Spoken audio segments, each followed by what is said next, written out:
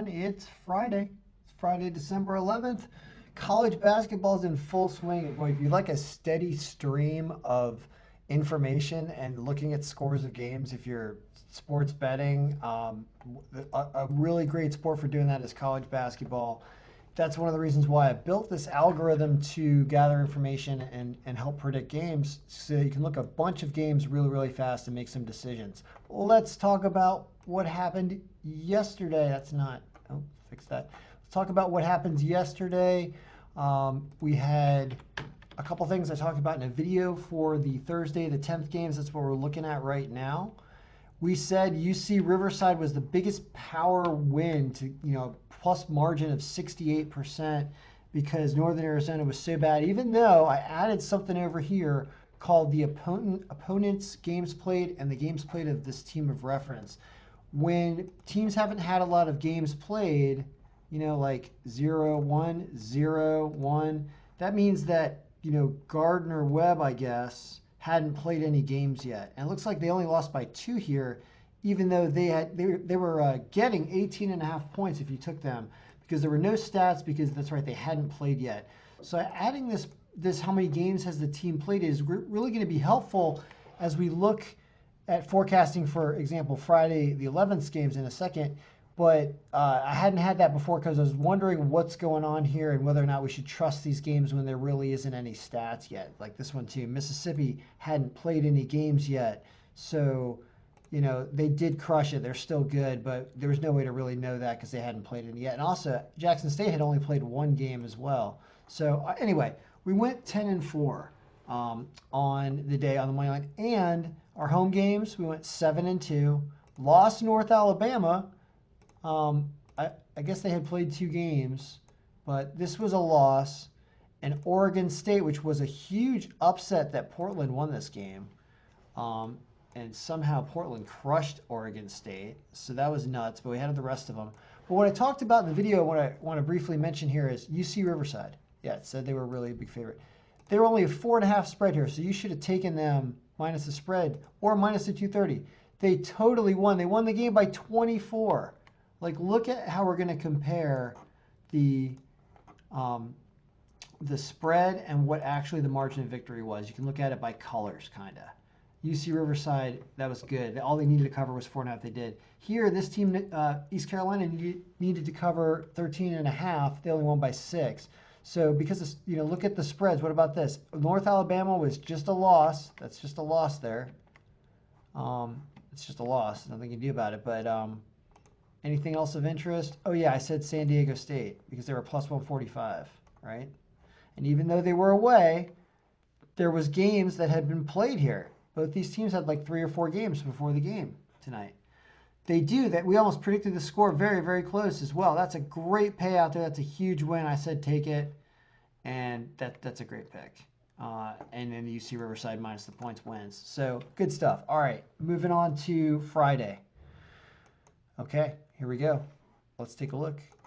I've brought in a lot of the stats. There's going to be another update because I haven't totally run player stats or all stats yet. There are going to be some things that change here. But it's worth looking at right now because there's also a lot of valuable information to look at as well. So we're looking at it descending by marginal win percentage over here, which just means that that we think that Kansas is this. If you were to put 2 teams together and say, which is the team that is the most better than this team that is the most worst, right? It's Kansas is the most better to Omaha's the most worst. Kansas has a ranking of 41 power percentage according to the algorithm here. And Omaha is 33% less than that at like 8% or something, right? So it predicts that Kansas, right. So the whole point of this is, well, we know that this is the strongest team over here from top down, but where is the line reasonable or good? And that's where you want to see like green here. Like, what's this? Marist over Canisius is at plus 155, but there's a problem. You see what the problem is? It's that Canisius has not played any games yet this season. So how can you know how they're going to play against anybody? So I would say that this is not a good pick because of this. And this was cueing you into something, but now we know actually why that is the problem. So Canisius is going to start at home. Maybe they're going to want to win at home. So This is not a reliable pick. How about this one though? Iona at Fairfield. That's only minus 2.5. It's predicting they win the game by like 33, 34 points. And although the projections are not good yet, I'm still working on this because there aren't enough games in here yet to make that really work right. But this is a good line, and the spread's even good. So Iona over Fairfield is a good pick here. Although their power percentage is only 11, but apparently Fairfield is awful. That's what this is saying. How bad is Fairfield? Let's look. Fairfield is 0-4, and they're losing by 16 points a game, and they're terrible. That's why. Now that's something you'd never know without using this algorithm to figure that out. So that is a really good pick right there. Fairfield's supposedly bad, even though they're at home. They're really, really bad, and Iona, I guess, is somewhat better, at least in the positive. So that is a pick right there. Okay, that's the number one pick so far. What else? Let's look at anything else reasonable. Marquette at UCLA. So here's a game in UCLA, but Marquette's a really good team, and this is a strong win percentage. They've both played 5 games. It predicts a super close game. Why not take Marquette plus 5? That sounds fine. If you take them to win, you might lose because UCLA probably wins the game at home, but because they're home, but Marquette probably makes it super close and maybe even accidentally wins. So taking them plus 5 is the play. Creighton and Nebraska, terrible line, can't do anything. Murray State is on the road, though, and this is not that much of a win percentage, so I don't like that. Anything on the road down here, you're going to have to really, really watch. As a matter of fact, let's just look at home games, by the way, because home games are where we tend to only lose like 1 or 2 a day at the most. So is there anything bettable home game-wise? Grand Canyon is home against Nevada. And they've both played 3 or 4 games. And all right, so Grand Canyon plus 3 seems good. Anything else? No, this is not. These like this Delaware at minus 142 is probably okay because they're at home. But that's a low one. You can see it's way down there. But this Grand Canyon plus 3 seems like it's okay. Because that's a third. They're a decent team. So at home they're probably going to fight. So that plus 3 is good. Nothing else up here is bettable. But these are all teams that like are gimme winners basically. Like you have to start messing with these huge spread lines, and I don't see anything in the spreads that is anything minus 10, something more like this, 12, 14. It's just I feel like you're throwing darts. Like all of this. All unbettable in my opinion, but they probably all win. Occasionally you get one weird upset in there, but that's one like if you do a parlay with all this, it doesn't pay anything. It averages at minus 7,000, right? Because this is 30. Oh God, it's a joke. So anyway, really cool stuff. This thing's starting to come together. As you can see, as these teams will play in. Let's just repeat before we close. Oh yeah, do I want to talk NFL? Gosh, I can if you're still watching this. All right, so that was basketball, right, for Friday. There'll be an update, but that's pretty much what's going on there for Friday. So how about NFL? What happened? So I thought about this. Well, Cam tonight definitely was lumbering and not playing well, and I think that he was not 100%, as the injury report said. So here we get the Rams points almost exactly, but the Patriots put up almost nothing, which I guess is kind of predictable because if you go to the projections and you look at the Patriots here and you just go to those 2 teams and you say Patriots and Rams, you look at there and you're like, all right, well, what happens if we have to pull out Mr. Questionable, what was it, abdomen is Cam, I believe, right? He's worth 0.5 in terms of QB scoring. So how does that affect things? And the answer is you remove him because he basically didn't play well or didn't play much at all in terms of having an impact. So you go back to here, and the score would have been apparently 0-0 now. No, you got to shrink this. Sorry, you got to shrink that. And you go back and you refresh, and it would have been still broken. Really? Oh yeah, because I have that problem too. Sorry. Well, let's open this all up again. Let's do that. I pulled out everybody who has abdomen injuries, by the way. There we go. It ends up being. Oh yeah, look, it totally flipped. It now turned into a 25-19 game it thought it was going to be. It still gave the Patriots credit for coming up with 19 points, which maybe they would have had if they had had Steedham in there or whatever for the whole game. Is maybe they would have got a couple touchdowns instead of constantly in the red zone going nowhere. So it would have told you to take them because of the spread line. But honestly, I said in the video, it's too tough of a game to pick on the spread because you didn't know what was going to happen. And Cam clearly not 100%. And it was the under instead of the over because the Patriots didn't put up points because he didn't play. So that would have told you more of an under because I would have said 34 points for the game. No, 44 points, right? 44 points, which still would have been the over because the over-under was right there. Yeah, I don't know. Anyway, what I would say is we've got games. I'll do an update on Saturday for football, and I don't know if I'm going to do any more college basketball videos this weekend, but that thing is fun. I mean, you can make money with this thing. This is no joke. Like, all right, in summary, right? Anybody still watching? I'll show you how do we remove everybody that we shouldn't bet. I'm going to blow through this. I'm going to try to blow through this fast. Let's get rid of opponent. How do I do that? This right here. I'm going to start removing teams that I think you don't want to bet against them, okay? The Kansas-Omaha game. Let's see here. Kansas-Omaha, that's just a ridiculous spread line, so you remove Omaha. Okay. South Dakota, North Dakota. Line is terrible. You can't do anything, so you can get rid of South Dakota, North Dakota. Now, we love Iona and Fairfield. So Fairfield is basically going to stay on here because we think they're going to lose. So as an opponent, we like them on here. College of Charleston and South Carolina State. So you can see this as we do this. See if we can give you a decent zoom over here. That's looking okay. All right. So this is a slicer and how it acts. Kind of weird if I don't zoom up. Okay, it's true. I shouldn't have to zoom up if we get rid of a lot of teams because they're not bettable. All right, so what you can do with these slicers, by the way, is you can change how, no, we do not want to do Acrobat. You can do different number of columns and teams that you can have here. Ways that you look at it, so you can change the way that that's what they're fun slicers to mess around with. All right, let's get back.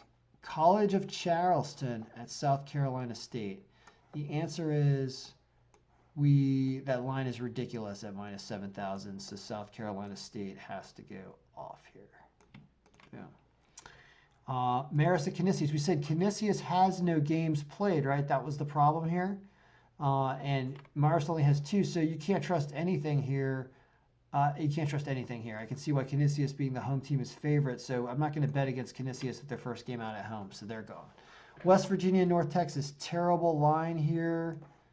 You go up there. Terrible line there.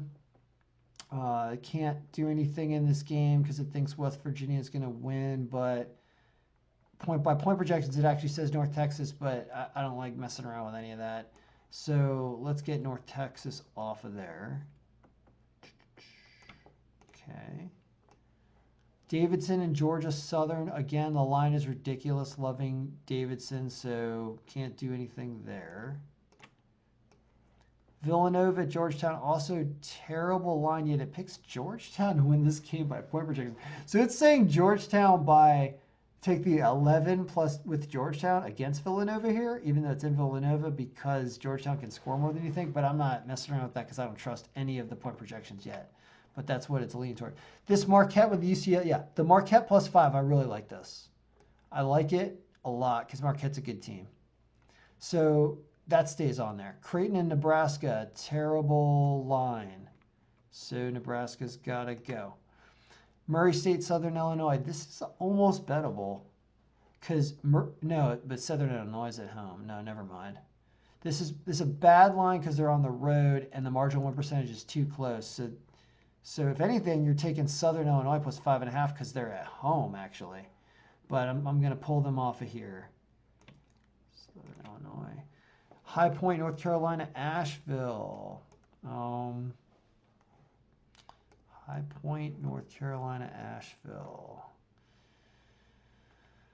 Plus 172, and they have a marginal win percentage on this game. They're just on the road is the only problem, but the point projections really favor Asheville, and they're at home. So I wouldn't trust this. They both have 3 games. It's kind of bettable.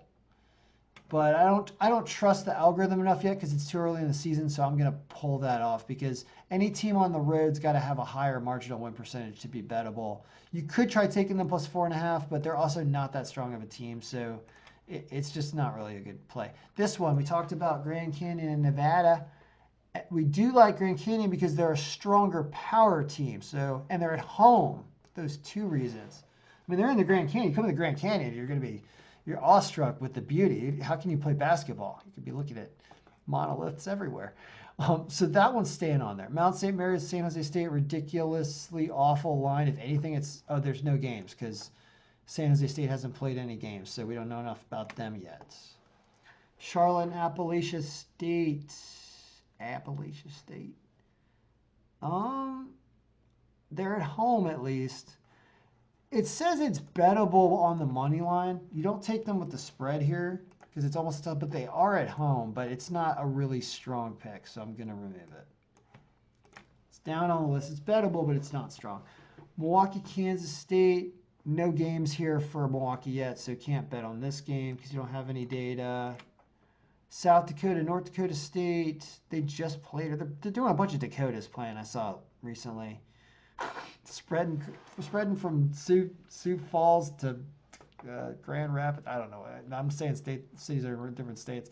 Bismarck to Bismarcky. I don't know. The South Dakota is away. This is like a toss-up game. So I don't know. Not enough there to bet. It's Dakotas. Anything can happen in the Dakotas. I haven't been to the Dakotas in a while. I've never been to North Dakota. It's one state I've never been to. I better go. Delaware and George Washington. Delaware's at home, but it's too close to call, so not good enough. Massachusetts and Northeastern. What is going on with 2 Iowa and Iowa States there? That's weird. Quite understand what's happening there. I might have an error in something. I have to look this up. Massachusetts and Northeastern. Massachusetts at home, but the marginal win percentage isn't there. If anything, it says take Northeastern plus 6.5, coming off their tough loss that they just had. But anyway, you're not going to bet against Northeastern there, even though they're on the road. So let's get them off. So then all the games flipped around is what happened because I have a different filter going. But we went down all the way to the zeros. So what that showed and what we were left with is don't worry about this. We're going to hide it all for now. Actually, don't get rid of this too. This is what we were left with after I went through the list. And the reason why was that Fairfield is a miserably awful team. So this is a really good line. They're on the road, so you just take the money line there. Marquette, you take them plus 5 because they're a really good team. And UCLA probably wins this game, but it's probably super close. And Grand Canyon is at home, and you can get 3 with them in a game that they're supposed to slightly win anyway against Nevada. So you take Grand Canyon plus 3, Marquette plus 5, and Iona on the money line. That's your 3-team parlay. And that's what you do on Friday. Good luck, everybody.